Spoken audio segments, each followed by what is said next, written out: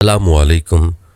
प्यारे दोस्तों, आज की वीडियो में हम तज़किरा करेंगे मस्जिद अक्सा का, जो रुए ज़मीन पर खाना काबा के बाद दूसरी कदीम तरीन मस्जिद है और मस्जिद नबवी के बाद तीसरा मुक़द्दस तरीन मकाम है, जहाँ आज भी अल्हम्दुलिल्लाह 5 वक्ता नमाज बाजमात के अलावा जुमा, ईदैन और तरावी, तहज्जुद, एतकाफ़ और दर्स व तदरीस का एहतमाम है।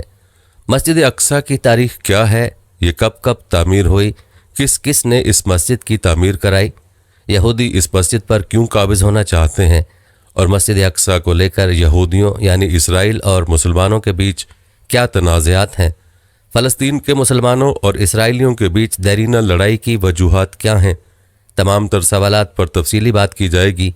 इसके अलावा मस्जिद अक्सा की इमारत के मुख्तलिफ़ हिस्सों के हवाले से दिलचस्प मालूमात भी आपको बताई जाएंगी और इस सब के अलावा आपको गज़ा और इसराइल की मौजूदा कशीदगी के बारे में भी बताएंगे।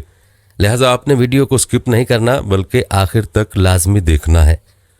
प्यारे दोस्तों, याद रहे कि फ़लस्तीन की पाक सरज़मीन अंबिया कराम का मस्कन रहा है, इसी वजह से उसे सरज़मीन अंबिया भी कहा जाता है। उसके चप्पे चप्पे पर अंबिया कराम अलैहिस्सलाम के निशानात मौजूद हैं। गुज़श्ता कौमों के आसार यहाँ जा बजा बिखरे हुए हैं। इस खित्ते के खंडरात, यहाँ की उजड़ी हुई बस्तियाँ, वादियाँ, पहाड़ और दरिया, गर्ज हर शय अपने दामन में एक मुकम्मल तारीख छुपाए हुए। याद रहे कि इस अर्ज़ मुक़द्दस का मशहूर और कदीम शहर बैतुल मुक़द्दस है। इसको अल कुदस भी कहते हैं। इस शहर अल कुदस में एक तारीख़ी इमारत है जो सदियों से मुख्तलिफ़ कौमों का किबला चली आती है। ये मस्जिद अक्सा और हरम शरीफ के नामों से भी मशहूर है और मस्जिद सखरा यानी सुनहरे गुंबद वाली मस्जिद भी कहलाती है। ये शहर 2 हिस्सों में मुनक़सिम है, एक पुराना शहर है, दूसरा नया शहर है। पुराने शहर के चारों तरफ ऊंची दीवारों का अहाता है और इसी शहर में तमाम मुक़द्दस मकामात पाए जाते हैं। प्यारे दोस्तों, आपको बताते चलें कि मस्जिद अक्सा के अतराफ 1600 मीटर लंबी पत्थर की दीवार है। उसके अंदर 9 दरवाजे हैं। नंबर 1 बाब रहमत, नंबर 2 बाब हता, नंबर 3 बाब फैसल, नंबर 4 बाब गवागा, नंबर 5 बाब नाज़र, नंबर 6 बाब हदीद, नंबर 7 बाब कतानवीन और नंबर 8 बाब सिलसिला, नंबर 9 बाब मगारबा के नाम से मौसूम है। तारीख दानों का ये मानना है कि सादा अंदाज की नहायत मुतवाज़न इमारत बिलाशुबा इस्लामी तामीरात का काबिल फ़ख्र सरमाया है। बात की जाए गुंबद सखरा की तो इस तामीर 5वीं उमवी खलीफा अब्दुल मुल्क बिन मरवान ने इसकी तामीर 5वें उमवी खलीफा अब्दुल मुल्क बिन मरवान ने 68 हिजरी मुताबिक 688 में शुरू कराई, जो 4 बरस बाद 72 हिजरी मुताबिक 691 में पाया तकमील को पहुंची। गुंबद सखरा को मस्जिद सखरा भी कहा जाता है। यह हरम कुदसी की ज़मीन से 30 मीटर बुलंद है। ये शहर की सबसे बड़ी निशानी है। ये 2 मंजिला इमारत है जो 8 कोनों वाली है। एक गोशे से दूसरे गोशे की दूरी 20 मीटर और ऊंचाई 15 मीटर है। निचली मंजिल की दीवार पर नहायत हसीन सफ़ेद संगमरमर लगा हुआ है, जिस पर फ़िरोज़े रंग की टाइल्स भी हैं और इसके अंदर सफ़ेद रंग में सूरह यासीन तहरीर है। इन 8 गोशों में रंगीन शीशे की खिड़कियां हैं, जिनकी तादाद 56 है। इसी सखरा के नीचे गार अंबिया अलैहिस्सलाम है, जहां पहुंचने के लिए 11 सीढ़ियां हैं। मस्जिद के अंदर 2 पट वाले 4 दरवाजे हैं। उनके अंदर संगे मरमर से बने 16 सतून हैं। दोस्तों, ये मुख्तसर नक्शा था गुंबद सखरा का। अब बात करते हैं मस्जिद अक्सा की तामीर की। तारीख बताती है कि हज़रत उमर रज़ियल्लाहु तआला अन्हु 14 हिजरी मुताबिक 636 में अपने दौर खिलाफत में फ़तह के बाद यहाँ तशरीफ़ लाए और हजूर सल्लल्लाहु अलैहि वसल्लम के सफ़र महराज की मंजिल तलाश की और अपने मुबारक हाथों से उस जगह को साफ़ किया और वहाँ मस्जिद की तामीर का हुक्म दिया और वहाँ हज़रत बिलाल रज़ियल्लाहु तआला अन्हु को अज़ान का हुक्म दिया। फिर हज़रत उमर रज़ियल्लाहु तआला अन्हु ने नमाज़ पढ़ाई और यहाँ सादा मुस्ततील लकड़ी की मस्जिद तामीर हुई। अलबत्ता मस्जिद सखरा यानी गुंबद सखरा की तामीर उसके बाद 72 हिजरी मुताबिक 691 में उमवी खलीफा अब्दुल मुल्क बिन मरवान ने दोबारा उसकी तामीर का आगाज़ किया और तकमील उनके फ़र्जंद वलीद बिन अब्दुल मुल्क के दौर में हुई, जिस पर वलीद के दौर हुक्मरानी के 7 साल के महासिल यानी टैक्स की खतीर रकम इस तामीर पर सर्फ हुई। आपको बताते चलें कि मस्जिद अक्सा की लंबाई 80 मीटर और चौड़ाई 55 मीटर है। और 23 मरमरी ऊंचे सतूनों और 49 चौकोर छोटे सतूनों पर खड़ी ये इमारत 705 में मुकम्मल हुई। दरवाजे पर सोने और चांदी की चादरें चढ़ी हुई थीं। मस्जिद के 11 गेट हैं, जिनमें से 7 शुमाल में हैं। तारीख बताती है कि 5 बार इसकी तामीर हुई। मौजूदा तामीर 1035 की है। यरूशलेम शहर की ये सबसे बड़ी मस्जिद है, जिसमें बैक वक्त 50,000 मुसलमान नमाज पढ़ सकते हैं। प्यारे दोस्तों, तारीख के मुताबिक 15 जुलाई 1099 को बैतुल मुक़द्दस पर ईसाई हमला आवरों का कब्जा हुआ। हज़ारहा मुसलमान मर्दों, औरतों और बच्चों का कत्लेआम किया गया और मस्जिद को गिरजा में तब्दील कर दिया गया। बाद में उसके कई हिस्सों को रिहाइश गाहों के तौर पर इस्तेमाल किया गया। फिर 12 अक्टूबर 1187 को वो अजीम शान मौका आया जब मस्जिद अक्सा ईसाई काबजीन से वापस मिल गई। ये अजीम कामयाबी सुल्तान सलाहुद्दीन अयूबी के शहर फतह करने पर हासिल हुई। सुल्तान ने इमारत और मस्जिद में तब्दीलियों को ख़त्म किया। फिर मस्जिद अक्सा असली हालत पर लाई गई। मुसलमानों ने मुसलसल 1 हफ्ते तक पानी और अर्क गुलाब से गुस्ल दिया। अजीम शान नादिर मिंबर सुल्तान सलाहुद्दीन गाजी ने हलब में तैयार करा के मस्जिद में नस्ब किया। 15 अगस्त 1967 बड़े कर्ब का दिन था जब एक ऑस्ट्रेलियाई यहूदी सयाह माइकल रोहन ने इस्राएली हुकूमत के एमा पर मस्जिद अक्सा में आग लगा दी। तकरीबन 4 घंटे तक ये आग भड़कती रही, जिससे जनूब मशरकी समत की छत शहीद हो गई और सुल्तान का वो नादिर यादगार मेंबर भी जलकर राख हो गया। सयाह रोहन को गिरफ्तार करके मामूली सज़ा सुनाई गई। प्यारे दोस्तों, आपको बताते चलें कि मस्जिद सुखरा और मस्जिद अक्सा के करीब कब्रिस्तान है, जिसकी बड़ी अहमियत है। मदीना मुनव्वरा के बाद यहाँ दफन किए जाने को तरजीह दिया गया है। इस कब्रिस्तान के दरवाज़ों को मुतनाज़ा कहकर बंद कर दिया गया है। यहूदियों का अकीदा है कि उन्हीं दरवाज़ों से मसीह अलैहिस्सलाम यरूशलेम में दाखिल होंगे। यहूदियों का अकीदा है कि अल्लाह ताला आखिरत में यहाँ दफन होने वालों को बख्श देगा, इसलिए भी ये कब्रिस्तान उनके लिए मुक़द्दस है। उनका मानना है कि इसी कब्रिस्तान के करीब यरूशलेम में हज़रत ईसा अलैहिस्सलाम ने क़याम किया था। ईसाइयों की किताब अंजील के मुताबिक यहाँ कोह मोरिया पर हज़रत इब्राहीम अलैहिस्सलाम अल्लाह के उस इम्तिहान में कामयाब हुए थे। यहूदियों के मुताबिक ये उनकी अजीम इबादतगाह हैकल सुलेमानी का दूसरा नाम है। इसी तरह ईसाइयों के यहाँ भी कुछ मुक़द्दस मकामात हैं। ईसाइयों के अकीदे के मुताबिक ईसा अलैहिस्सलाम को यहाँ सलीब पर चढ़ाया गया था। यहूदियों की किताब तलमूद के मुताबिक यही वो मकाम है जहाँ की मिट्टी से आदम अलैहिस्सलाम की तख्लीक की गई। यही वो मकाम है जहाँ से हज़रत आदम अलैहिस्सलाम ने अल्लाह ताला के लिए कुर्बानियाँ पेश की थीं। यहाँ मसीहा की आमद पर मुर्दों को बख्शा जाएगा। यहाँ टीले के ठीक नीचे मगरबी दीवार है, जिसको दीवार गिरिया कहा जाता है। यहूदियों का दावा है कि ये दीवार उनकी कदीम इबादत गाह का बचा हुआ हिस्सा है, इसीलिए उनके लिए इबादत की सबसे मुक़द्दस जगह है और आज भी यहूदी यहाँ इबादत के लिए जाते हैं। यहूदियों का दावा है कि यहाँ हैकल सुलेमानी था, जिसे 586 कबल मसीह बाबुल हुकूमत ने तबाह कर दिया था। बाज़ मौरख कहते हैं यहाँ दूसरा इबादत खाना था, जिसे रूमी फ़ौज ने 70 में तबाह कर दिया था। इस दीवार से लगकर यहूदी अपनी मुक़द्दस इबादत गाह की तिबाही के गम में गिरिया करते हैं, इसीलिए इस दीवार को दीवार गिरिया कहते हैं। दीवार गिरिया को अरबी में अल मबकी, अंग्रेज़ी में वेलिंग वॉल कहते हैं। प्यारे दोस्तों, आपको बताते चलें कि हरम के वस्त में एक चबूतरे पर एक मखरूती गुंबद कुबतुल सुखरा है। हरम के चारों तरफ हुजरे हैं। शुमाली दीवार के हुजरों में अरबी यूनिवर्सिटी थी। जनूबी समत मुख्तसर अजायब घर है, जिसमें मुख्तलिफ नवादरात हैं।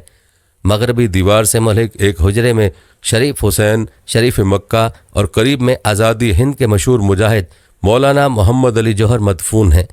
इस मगरबी दीवार के बैरूनी हिस्से का नाम दीवार गिरिया है, जिसका तूल 60 फीट है। दीवार के निचले हिस्से में बादशाह हेरोड के ज़माने के बड़े बड़े पत्थर निहायत खूबसूरती से लगे हुए हैं। ऊपरी हिस्से पर रोमी तर्ज के बड़े बड़े पत्थर नस्ब हैं। दीवार पर जदीद तर्ज की नक्शोनिगारी की गई है। इस दीवार की अहमियत यहूदियों की तारीख़ और दीनी निस्बत से है। ख़ास तौर पर यहूदी मर्द व ज़न मजहबी त्यौहारों के अलावा हर हफ्तावारी दीवार गिरिया की ज़ियारत करते हैं। हालांकि ये दीवार हरम की है और हरम की तामीर हज़रत उमर रज़ी अल्लाह तआला अन्हु के अहद में खुद मुसलमानों ने की थी। प्यारे दोस्तों, आपको बताते चलें कि बनी इसराइल के जलीलुल कद्र नबी हज़रत मूसा अलैहिस्सलाम अपनी कौम को लेकर बरसों सहराए सीना में फिरते रहे। उस ज़माने में उन्होंने अपनी कौम के लिए एक खैमा इबादत के लिए नस्ब किया था। ये खैमा 45 फीट लंबा, 5 फीट चौड़ा और 15 फीट ऊंचा था। حضرت جالوت کے وقت یہ خیمہ ایسا ہی رہا۔ اس زمانے میں یہود اس کی طرف رخ کر کے عبادت کرتے تھے، گویا یہ خیمہ ان کا قبلہ تھا۔ پھر 48 قبل مسیح میں حضرت داؤد علیہ السلام نے خیمہ عبادت کو شہر بیت المقدس میں کوہ صہیون میں ایک جگہ مستقل طور پر نصب کر دیا۔ اس جگہ کا نام بیت ایل یعنی اللہ کا گھر پڑ گیا۔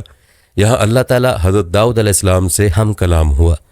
تاریخ کے مطابق 988 قبل مسیح طوفان نوح کے 1048 سال بعد حضرت داؤد علیہ السلام کے بیٹے حضرت سلیمان علیہ السلام نے اس خیمہ عبادت کی جگہ ہیکل کی مستقل عمارت بنوائی۔ ہیکل کی عمارت 20 سال میں مکمل ہوئی۔ تورات کے بیان کے مطابق اس کام پر 70,000 بار بردار، 80,000 سنگ تراش، 3,600 نگران کار مقرر کیے گئے تھے۔ بتایا جاتا ہے کہ حضرت سلیمان علیہ السلام کی ہیکل کا طول 60 ہاتھ، عرض 20 ہاتھ اور بلندی 20 ہاتھ تھی۔ تورات مقدس میں ہے۔ پیارے دوستو، تاریخ بتاتی ہے کہ حضرت سلیمان علیہ السلام کے 415 سال بعد 500 سال قبل مسیح کا واقعہ ہے۔ بابل کے بادشاہ بخت نصر نے بیت المقدس پر حملہ کیا، شہر کی اینٹ سے اینٹ بجا دی، تبرکات کو لوٹ لیا اور کتاب مقدس کو نذر آتش کر دیا، ہیکل کو جلا کر راکھ کا ڈھیر کر دیا۔ یوں بخت نصر کے حملے کے بعد موسیٰ علیہ السلام کی یادگار، داؤد علیہ السلام کی نشانی، حضرت سلیمان علیہ السلام کی تعمیر کردہ عمارت صفائے ہستی سے یکسر نابود ہو گئی۔ 70 سال بعد خسرو ذوالقرنین مایرس اعظم شاہ ایران بابل پر فتح یاب ہوا۔ اس کی فتح مندی سے یہودیوں کو آزادی نصیب ہوئی اور ہیکل کی عمارت از سر نو تعمیر ہوئی۔ 98 سال بعد 681 قبل مسیح ایک بار پھر اس گھر پر تباہی چھائی۔ انطاکیہ کے یونانی بادشاہ اینوٹینس نے شہر پر قبضہ کر لیا اور ہیکل کو بت کدے میں تبدیل کر دیا۔ اس وقت کتاب مقدس کا واحد نسخہ بھی نذر آتش ہو گیا۔ اب یہودی لاوارث دین اور دنیا دونوں سے محروم ہو گئے۔ سن 312 شہنشاہ روم قسطنطین اعظم نے عیسائی مذہب قبول کیا۔ اس سے بنی اسرائیل کو کچھ قوت ملی، لیکن یہ دور بھی تادیر قائم نہ رہا۔ 300 سال بعد رومت الکبریٰ کی ستوت پھر پارا پارا ہو گئی۔ ارض مقدس پر شہنشاہ ایران کا قبضہ ہو گیا۔ 7ویں صدی عیسوی میں ظہور اسلام ہوا۔ حضرت عمر رضی اللہ تعالیٰ عنہ کے دور خلافت 14 ہجری سن 636 میں جنگ کے بغیر بیت المقدس مسلمانوں کے قبضے میں آ گیا۔ یوں ہجرت کے 15ویں سال ہیکل کی آخری تباہی کے 569 سال بعد 636 میں دنیا کی بے مثال فتح کے ذریعے مسلمانوں کے قبضے میں آیا۔ اسقف اعظم نے شہر کی چابیاں خود امیر المومنین کو پیش کیں، اور جب نماز کا وقت آیا حضرت عمر رضی اللہ تعالیٰ عنہ نے نماز ادا کرنے کے لیے جگہ دریافت کی۔ پادریوں نے ہیکل کی اجڑی ہوئی جگہ کا نشان بتایا جہاں کھنڈر کے سوا کچھ نہ تھا۔ حضرت عمر رضی اللہ تعالیٰ عنہ نے وہاں نماز ادا کی۔ اسی جگہ حرم کی 1500 فٹ لمبے اور 1000 فٹ چوڑے احاطے کا سنگ بنیاد رکھا۔ اس کے اندر زیتون اور سرو کے درخت لگائے۔ ایک حصے پر چھت ڈالی گئی۔ یہ جگہ نماز کے لیے مخصوص ہو گئی۔ یہ مسجد سیدنا عمر رضی اللہ تعالیٰ عنہ کہلائی، اور 1350 سال سے مسجد عمر، حرم اور اس کی تمام متعلقہ عمارات مسلمانوں کے قبضے میں چلی آ رہی ہیں۔ پیارے دوستو، آپ کو بتاتے چلیں کہ جس زمانے میں فلسطین پر برطانیہ کا قبضہ اور اقتدار قائم ہوا تھا، اس وقت یہودیوں نے اس دیوار پر اپنا حق ملکیت قائم کرنے کی کوشش کی، حالانکہ یہ دیوار حرم کی ہے۔ تاریخ کے مطابق 1929 میں یہودیوں نے اقوام متحدہ میں دیوار گریہ پر اپنی ملکیت کا دعویٰ کیا تو عالمی ادارے نے ایک کمیشن قائم کیا۔ فریقین نے کمیشن کے سامنے اپنے دلائل اور شواہد پیش کیے، جس نے مکمل چھان بین کے بعد یہ فیصلہ دیا کہ قانونی اور تاریخی اعتبار سے دیوار گریہ حرم کا ایک حصہ ہے جس پر مسلمانوں کا قبضہ ہے، اور ان کے مالکان حقوق بالکل درست ہیں۔ یہودیوں کو صرف اس قدر حق ہے کہ اس کی زیارت کے لیے یہاں آ سکتے ہیں۔ لیکن بعد میں برطانیہ اور مغربی اقوام کی سازش سے فلسطین میں یہ المناک صورت پیدا ہوئی کہ 14-15 جولائی 1948 کی درمیانی رات اسرائیل کے قیام کا اعلان کیا گیا، اور شہر بیت القدس کے کچھ حصے پر یہود کی اس نام نہاد حکومت کو قبضہ دے دیا گیا۔ پیارے دوستو، یہ دنیا کی تاریخ کی سب سے بڑی سازش ہے، اور ایسی سازشوں کا سلسلہ مسلم امت کے خلاف اب بھی جاری ہے۔ اللہ پاک مسلمانوں کی حفاظت فرمائے، آمین۔ دوستو، یہود کی تمام شرارتوں اور سازشوں کے باوجود انتہائی رواداری کے جھوٹے ثبوت دیے جاتے رہے، حتیٰ کہ 1948 کی جنگ کے دوران بھی دیوار گریہ کی زیارت کے لیے زائرین کی خاطر عارضی جنگ بندی اور مکمل حفاظتی پہرے کے ساتھ یہود کے لیے وہاں زیارت و عبادت کے انتظامات کیے گئے۔ ہزاروں برس تک یہودی اللہ تعالیٰ کے قہر و غضب کا نشانہ بنتے رہے۔ ہر قوم انہیں ٹھوکریں مارتی رہی۔ جس ملک میں رہنے گئے وہاں سے ذلیل و خوار کر کے نکالے گئے، پھر بھی مسلمان رواداری کا ثبوت دیتے رہے۔ مسلمان باوجود اقتدار کے دیوار گریہ کی زیارت کی اجازت دیتے رہے۔ لیکن دوستو، مارچ 1983 میں ایک دن اچانک چند سر پھرے دہشت گرد یہودیوں نے حرم شریف یعنی بیت المقدس پر زبردستی قبضے کی کوشش کی۔ تاہم اللہ تعالیٰ کے فضل سے یہود اس ناپاک سازش میں ناکام رہے۔ ان کی ہمیشہ یہ کوشش رہتی ہے کہ حرم شریف کو نیست و نابود کر کے دیوار گریہ اور ہیکل سلیمانی کا احیاء کیا جائے۔ پیارے دوستو، فیصلہ کن جنگ کی تیاریوں کے غرض سے یہ منصوبہ اپنایا جا رہا ہے کہ مسلمانوں کے قبلہ اول کو نشانہ بنا کر سارے عالم اسلام کو برباد کر دیا جائے۔ اس کے لیے ساری دنیا کے ذہنوں سے مسجد اقصیٰ کے خاکے کو مٹایا جا رہا ہے۔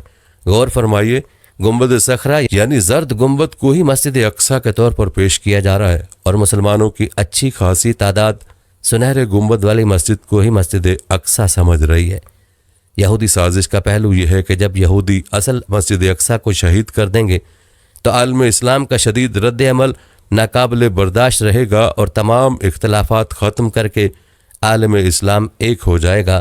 مسجد اقصیٰ کا نام لیا جائے گا اور سنہرے گنبد کو دکھایا جاتا رہے گا۔ دوستو، یاد رہے کہ عیسائیت اور یہودیت کے عظیم اور ناپاک اتحاد نے آخری اور فیصلہ کن جنگ کا آغاز کر دیا ہے۔ یہ حالات اس امت کے لیے کچھ نئے نہیں ہیں۔ قرب قیامت میں پیش آنے والے حالات پہلے ہی بتائے جا چکے ہیں۔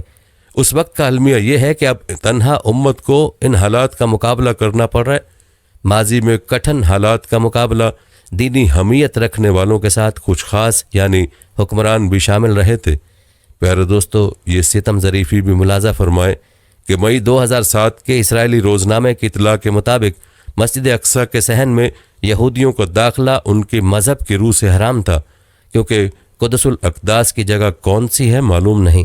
داخلے سے یہ خطرہ ہے کہ پاؤں اس جگہ پڑ جائیں گے اور وہ مقام روندا جائے گا، جس کی وجہ سے بے حرمتی ہوگی اور یہ حرام ہے۔ لیکن اب اس حرمت کو جواز میں تبدیل کرنے کے لیے فتویٰ حاصل کیا گیا۔ اس سلسلے کی خطرناک سازش مقدس حوض کے نام سے جانی جاتی ہے۔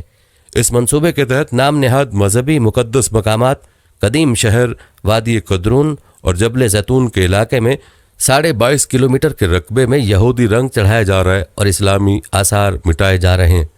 دوستو، یاد رہے کہ قرآن مجید میں یہ اعلان بھی ہے کہ یہاں برکت ہے، اور ایک نہیں کئی صورتوں میں اعلان ہوا۔ سورہ اعراف، سورہ اسراء، سورہ انبیاء، سورہ سبا میں اس کا ذکر ہے۔ لیکن اسرائیل یہاں جم کر بیٹھا ہوا ہے اور عیسائی حفاظت کر رہے ہیں، جبکہ سارے کفار تماشا دیکھ رہے ہیں۔ پیارے دوستو، عالم اسلام کے انتشار کا شکار ہونے کے باوجود فلسطینی آج بھی نہتے مزاحمت کر رہے ہیں اور اسرائیلی درندگی کا ڈٹ کر سامنا کر رہے ہیں۔ ایسی صورتحال میں امت مسلمہ کی ذمہ داری ہے کہ معصوم و مظلوم فلسطینیوں کی کھل کر تائید کریں اور اسرائیلیوں کے مذموم ارادوں کی مذمت کریں۔ پیارے دوستو، یہ تھا مختصر خاکہ بیت المقدس اور مسجد اقصیٰ کی تاریخ کے حوالے سے۔ ہم آپ کو مسجد اقصیٰ اور بیت المقدس کے بارے میں مزید تفصیل بھی بتائیں گے، لیکن پہلے بات کرتے ہیں فلسطین کے مسائل کی اور تذکرہ کرتے ہیں کہ اسرائیل اور فلسطین کا اصل تنازع کیا ہے۔ پیارے دوستو، موجودہ دنوں میں فلسطینیوں اور اسرائیل کے بیچ پرتشدد قسم کی لڑائی شروع ہے۔ یاد رہے کہ یہ لڑائی کوئی نئی نہیں ہے، بلکہ مشرق وسطیٰ کے اس طویل اور خونی تنازع کو دہائیاں گزر چکی ہیں، اور مستقبل قریب میں بھی اس کا کوئی مستقل حل ہوتا دکھائی نہیں دے رہا۔ اس تنازع کے تناظر سمجھنے کے لیے چند اہم سوالات اور ان کے جوابات کو سمجھنا ضروری ہے۔ سب سے پہلے تو یہ سمجھنے کی ضرورت ہے کہ یہ تنازع شروع کیسے ہوا۔ تو یاد رہے کہ یورپ میں یہودیوں کے ساتھ روا رکھے جانے والے سلوک کی وجہ سے صہیونی تحریک زور پکڑنے لگی، جس کا مقصد یہودیوں کے لیے الگ ریاست کا قیام تھا۔ اس وقت فلسطین کا علاقہ سلطنت عثمانیہ کے کنٹرول میں تھا، تاہم پہلی جنگ عظیم کے بعد یہ خطہ برطانیہ کے زیر تسلط آیا، جہاں یہودی بڑی تعداد میں منتقل ہونے لگے اور یوں مقامی عرب آبادی کے ساتھ تناؤ کا آغاز ہوا۔ برطانیہ اور فرانس نے مشرق وسطی کو تقسیم کیا اور مختلف ریاستیں قیام میں آئیں، تاہم فلسطین برطانیہ کے زیر تسلط ہی رہا، جہاں عرب قوم پرستوں اور صہیونی تنظیموں کے درمیان کشیدگی بڑھنے لگی۔ صہیونی تنظیموں نے عسکری گروہ قائم کر لیے جنہوں نے دوسری جنگ عظیم کے بعد الگ ریاست کے لیے دباؤ بڑھانا شروع کر دیا۔ سن 1947 میں اقوام متحدہ نے ووٹنگ کے ذریعے فیصلہ کیا کہ فلسطین کو 2 ٹکڑوں میں تقسیم کیا جائے، جن میں ایک یہودی ریاست ہو اور ایک عرب ریاست، جبکہ یروشلم یعنی بیت المقدس ایک بین الاقوامی شہر ہوگا۔ تاہم 14 مئی 1948 کو اسرائیل کا قیام ہوا تو اگلے ہی دن اردن، مصر، شام اور عراق نے حملہ کر دیا۔ یہ پہلی عرب اسرائیلی جنگ تھی جس کے نتیجے میں اقوام متحدہ کے منصوبے کے مطابق جہاں عرب ریاست بننا تھی وہ علاقہ مختلف ممالک کے قبضے میں آ گیا، اور یوں فلسطینیوں کے لیے ایک سانحے نے جنم لیا۔ 7.5 لاکھ فلسطینی ہمسایہ ممالک خود فرار ہوئے یا انہیں اسرائیلی فوجیوں نے بے دخل کر دیا۔ پھر 1967 کی عرب اسرائیل جنگ نے اس تنازع کو مزید پیچیدہ بنا دیا جب اسرائیل نے عرب اتحاد کو شکست دے کر مصر سے غزہ کی پٹی، شام سے گولان اور اردن سے مشرقی یروشلم سمیت پھر 1967 کی عرب اسرائیل جنگ نے اس تنازع کو مزید پیچیدہ بنا دیا جب اسرائیل نے عرب اتحاد کو شکست دے کر مصر سے غزہ کی پٹی، شام سے گولان اور اردن سے مشرقی یروشلم سمیت ویسٹ بینک یعنی غرب اردن چھین لیا۔ مصر کو سینائی سے بھی ہاتھ دھونا پڑا، اور 1973 میں مصر اور شام نے اسرائیل پر اپنے علاقے چھڑانے کے لیے حملہ کیا، جسے یوم کپور جنگ کہا جاتا ہے۔ 6 سال بعد اسرائیل اور مصر نے امن کا معاہدہ کر لیا اور سینائی مصر کو واپس لوٹا دیا گیا۔ یوں اردن نے بھی کچھ عرصے بعد اسرائیل کو تسلیم کرتے ہوئے مصر کی تقلید کی۔ البتہ تنازعات حل نہ ہو سکے اور تنازعات بڑھتے ہی چلے گئے۔ دوستو، اب یہ بھی سمجھنے کی ضرورت ہے کہ فلسطین کے 2 علاقے کون سے ہیں۔ تو یاد رہے کہ اسرائیل آج بھی غرب اردن پر قابض ہے، تاہم اس نے 2005 میں غزہ کی پٹی سے فوجیں نکال لی تھیں۔ اقوام متحدہ آج بھی اس علاقے کو مقبوضہ مانتا ہے۔ اسرائیل پورے بیت المقدس کو اپنا دارالخلافہ مانتا ہے، جبکہ فلسطینی مشرقی بیت المقدس کو مستقبل کی فلسطینی ریاست کا دارالحکومت مانتے ہیں۔ اس وقت 2 فلسطینی علاقے ہیں جن میں سے ایک غرب اردن اور ایک غزہ کی پٹی ہے۔ ان دونوں علاقوں کے درمیان 45 کلومیٹر کا فاصلہ ہے۔ غرب اردن کا رقبہ 5970 اسکوائر کلومیٹر، جبکہ غزہ کی پٹی صرف 365 اسکوائر کلومیٹر پر محیط ہے۔ غرب اردن یروشلم اور اردن کے درمیان موجود ہے، جبکہ غزہ کی پٹی 41 کلومیٹر طویل اور 10 کلومیٹر چوڑی ہے۔ غزہ کی پٹی کی سرحد کا 7 کلومیٹر حصہ مصر سے ملتا ہے اور ایک جانب بحیرہ روم واقع ہے۔ غزہ میں فلسطینی عسکریت پسند گروہ حماس برسر اقتدار ہے، جس نے اسرائیل سے کئی مرتبہ جنگ کی ہے۔ اسی لیے اسرائیل اور مصر سختی سے غزہ کی سرحدوں کی نگرانی کرتے ہیں تاکہ حماس تک ہتھیار نہ پہنچیں۔ دوسری جانب غرب اردن میں بین الاقوامی طور پر مانے جانے والی فلسطینی حکومت ہے، جس میں فتح تنظیم کا اہم کردار ہے۔ تاہم غرب اردن کہلانے والے اس چھوٹے سے علاقے میں 86% فلسطینی ہیں، جبکہ 14% لوگ اسرائیلی آباد کار ہیں، جو ایسی بستیوں میں رہتے ہیں جو ایک دوسرے سے عموماً فاصلے پر موجود ہوتی ہیں۔ زیادہ تر اسرائیلی بستیاں 70، 80 اور 90 کی دہائی میں تعمیر ہوئی تھیں، مگر گزشتہ 20 برسوں میں ان کی آبادیوں میں دگنا اضافہ ہوا۔ اسرائیل ان بستیوں کو پانی اور بجلی جیسی سہولیات فراہم کرتا ہے اور ان کی حفاظت اسرائیل کی فوج کرتی ہے۔ پیارے دوستو، ایک اور اہم سوال جس کا تذکرہ ضروری ہے وہ یہ کہ حماس کیا ہے۔ تو پہلے بھی ذکر ہوا کہ حماس غزہ کی پٹی پر برسر اقتدار فلسطینی عسکریت پسند گروہ ہے، جو 2007 میں اقتدار سنبھالنے سے اب تک اسرائیل کے ساتھ متعدد جنگیں لڑ چکا ہے۔ ان جنگوں کے علاوہ حماس نے اسرائیل پر ہزاروں راکٹ داغے ہیں اور کئی حملے کیے ہیں۔ اسرائیل نے بھی حماس کو کئی بار فضائی حملوں سے نشانہ بنایا، اور 2007 سے اسرائیل نے مصر کی مدد سے غزہ کی پٹی کا محاصرہ کر رکھا ہے۔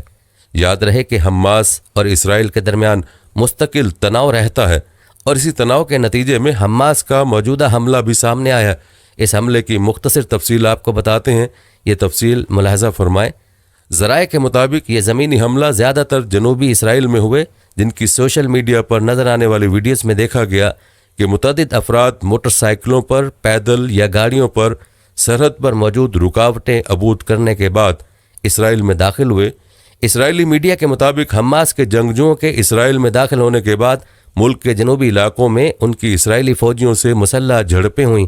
ذرائع کے مطابق فلسطینی عسکریت پسندوں نے متعدد فوجی چوکیوں پر بھی حملہ کیا۔ یہ بات بھی سامنے آئی ہے کہ حماس کے جنگجوؤں نے متعدد اسرائیلی فوجیوں کو یرغمال بنا لیا ہے۔ حماس کا دعویٰ ہے کہ اس کے پاس 53 جنگی قیدی ہیں، جن میں اسرائیلی فوج کے سینئر افسر بھی شامل ہیں، اور ان میں سے بہت سو کو ان سرنگوں میں رکھا گیا جنہیں ماضی میں اسرائیل نشانہ بناتا رہا ہے۔ اس کارروائی کے جواب میں اسرائیل نے غزہ کی پٹی پر فوری فضائی حملے شروع کیے، جہاں مقامی حکام کے مطابق اب تک سینکڑوں افراد ہلاک ہو چکے ہیں۔ فوجی حکام کا کہنا ہے کہ ان حملوں میں حماس کے 17 عسکری کمپاؤنڈز کو نشانہ بنایا گیا۔ ذرائع کے مطابق اسرائیلی طیاروں نے غزہ شہر کے مرکز میں واقع ایک 11 منزلہ عمارت کو بھی بمباری کر کے تباہ کر دیا ہے۔ اس عمارت میں حماس کے ریڈیو اسٹیشن قائم تھے۔ حماس کا کہنا ہے کہ اس حملے کے بعد اس نے اسرائیلی علاقے پر مزید 150 راکٹ داغے ہیں۔ پیارے دوستو، حماس کی موجودہ حملوں نے پوری دنیا کو حیران کر دیا ہے اور پوری دنیا حیران ہے، لیکن دوستو اصل حیرانگی کی بات تو یہ ہے کہ مغربی دنیا، جس کو آج تک اسرائیل کے مظالم نظر نہیں آ رہے تھے اور یہ لوگ اسرائیل کے مظالم پر پردہ ڈال رہے تھے، آج یہی لوگ چیخ رہے ہیں اور ظالم کو مظلوم بنا کر پیش کر رہے ہیں۔ آج یہ لوگ غزہ کے حملہ آوروں کو دہشت گرد بتا رہے ہیں، لیکن کوئی ان سے سوال کرنے والا نہیں ہے کہ اگر یہ دہشت گردی اور ظلم ہے جو کچھ کئی دہائیوں سے اسرائیل کرتا آ رہا ہے، وہ سب کیا تھا؟ اسرائیل نے شامل کو تباہ کیا، اسرائیل نے لیبیا کو تباہ کیا، اس نے عراق میں تباہی مچائی، وہ سب کیا تھا؟ وہ ظلم نہیں تھا کیا؟ لیکن دوستو یاد رہے کہ یہ ایک کھلی منافقت ہے جو کسی سے پوشیدہ نہیں ہے، لیکن اس منافقت کے خلاف کوئی آواز اٹھانے والا نہیں ہے۔ پیارے دوستو، غزہ اور اسرائیل کی موجودہ صورتحال کے بارے میں آپ کیا کہیں گے؟ آپ نے کمنٹ سیکشن میں اپنی رائے سے ہمیں ضرور آگاہ کرنا ہے۔ دوستو یاد رہے کہ ماضی میں بھی اسرائیلی یہودیوں کی جارحانہ کارروائیوں اور جنگوں میں ہزاروں لاکھوں فلسطینی مسلمان شہید، زخمی یا بے گھر ہو چکے ہیں، اور لاکھوں افراد مقبوضہ فلسطین کے اندر یا آس پاس کے ملکوں میں کیمپوں کے اندر قابل رحم حالت میں زندگی بسر کر رہے ہیں، اور اقوام متحدہ اور اس کے کرتا دھرتا امریکہ اور یورپ کے ممالک یہودیوں کے سرپرست اور پشت پناہ بنے ہوئے ہیں۔ پیارے دوستو، افسوس کا مقام ہے کہ بعض مسلم ممالک اپنے ذاتی مفادات اور اپنی چند روزہ شان و شوکت اور عارضی کرسی کی بقا کی خاطر یا تو ان دشمنان اسلام کی حمایت کر رہے ہیں یا خاموش تماشائی بنے ہوئے ہیں۔ لیکن یہ یہود اور اس کے حواری یاد رکھیں کہ شام جو زمانہ قدیم میں لبنان، فلسطین، اردن اور شام کی سرزمین پر مشتمل تھا، جہاں آج یہ یہود قابض ہیں، احادیث کے مطابق قرب قیامت میں وہاں اسلام کا غلبہ ہوگا، اور ایمان اور اہل ایمان فتنوں کے اس دور میں زیادہ تر شام کے علاقوں میں ہی ہوں گے۔ فتنوں کے اس زمانے میں اہل اسلام کی مختلف علاقوں میں مختلف جماعتیں اور لشکر ہوں گے۔ اس دور میں آپ صلی اللہ علیہ وسلم نے شام اور اہل شام کے لشکر کو اختیار کرنے کی ترغیب دلائی، کیونکہ اس دور میں ان کی حفاظت کی ذمہ داری اللہ تعالیٰ نے لی ہوگی۔ یہ حضرت مہدی اور حضرت عیسیٰ علیہ السلام کا لشکر ہوگا، اور آخری وقت زمانہ قرب قیامت میں خلافت اسلامیہ کا مرکز و محور ارض مقدسہ ہوگی۔ قیامت سے قبل مدینہ منورہ ویران ہو جائے گا اور بیت المقدس آباد ہوگا۔ تو یہ زمانہ بڑی لڑائیوں اور فتنوں کا ہوگا۔ اس کے بعد دجال کا خروج ہوگا۔ دجال شام اور عراق کے درمیان میں سے نکلے گا۔ دجال کا فتنہ اس امت کا بہت بڑا فتنہ ہے۔ اس سے ہر نبی نے اپنی قوم کو ڈرایا، مگر دجال مکہ، مدینہ، بیت المقدس اور کوہ طور میں داخل نہیں ہو سکے گا۔ پیارے دوستو، روایت کے مطابق سیدنا عیسیٰ علیہ السلام کا نزول بھی انہی علاقوں دمشق کے مشرق میں سفید مینار کے پاس ہوگا، اور وہ دجال کو باب لد کے پاس قتل کریں گے۔ باب لد فلسطین کے علاقے میں بیت المقدس کے قریب ہے، جس پر اسرائیل غاصب نے قبضہ کر رکھا ہے، اور اسی طرح فتنہ یاجوج ماجوج کی ہلاکت اور انتہا بھی بیت المقدس کے قریب جبل الخمر کے پاس ہوگی۔ یہ بات روز روشن کی طرح آیا ہے کہ قیامت اس وقت تک قائم نہیں ہوگی کہ جب تک یہودیوں کو صفحہ ہستی سے مٹا نہ دیا جائے۔ آج پوری دنیا سے یہودی اپنے مقتل اسرائیل میں جمع ہو رہے ہیں۔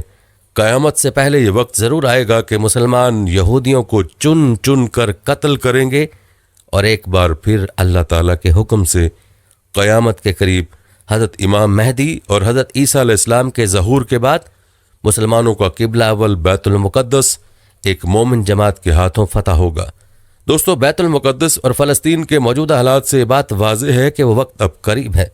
लिहाजा मुसलमानों को चाहिए कि वो क़िबला अव्वल की हिफाजत और आज़ादी के लिए हमा वक्त तैयार रहें और अपनी नस्लों को उसकी तारीख से वाकिफ़ कराते हुए उसकी बाजियाबी के लिए तैयार करें। प्यारे दोस्तों, फ़लस्तीनियों और इसराइल के दरमियान मरकज़ी तनाज़ात में ये भी शामिल है कि एक आज़ाद फ़लस्तीनी रियासत के क़याम में ताख़ीर की जा रही है। इसके अलावा इसराइल की जानिब से ग़र्ब उर्दन में यहूदी बस्तियों की तामीर और उनके गिर्द सिक्योरिटी रुकावटों की तामीर ने अमन के हसूल को मुश्किल बना दिया है। ताहम उनके अलावा भी कई इख्तलाफात मौजूद हैं।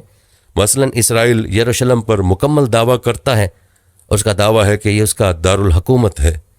ताहम इस दावे को बैनुल अक़वामी हमायत हासिल नहीं है, जबकि फ़लस्तीनी मशरक़ी यरूशलेम को अपना दारुल हुकूमत बनाना चाहते हैं। इसराइल ने 1967 की जंग के बाद जिन इलाकों पर कब्ज़ा किया वहाँ गैर कानूनी बस्तियाँ तामीर की गई हैं और अब ग़र्ब उर्दन और मशरक़ी यरूशलेम में 5 लाख के करीब यहूदी बसते हैं। एक और मामला फ़लस्तीनी तारकीन वतन का भी है। PLO का दावा है कि इस वक्त दुनिया भर में 1 करोड़ से ज़्यादा फ़लस्तीनी मौजूद हैं, जिनमें से निस्फ अक़वाम मुत्तहिदा के साथ रजिस्टर्ड हैं। फ़लस्तीनियों का कहना है कि उन अफराद को इसराइल वापस आने का हक़ हासिल है, जबकि इसराइल का मानना है कि ऐसा करने से उसकी यहूदी शनाख्त ख़तरे में पड़ सकती है। दोस्तों, अब खुद ही सोच लें कि ऐसे में अमन कैसे कायम होगा, क्योंकि किसी एक तरफ से भी समझौता मुमकिन नहीं है। प्यारे दोस्तों, आपने फ़लस्तीन और इसराइल के तनाज़ात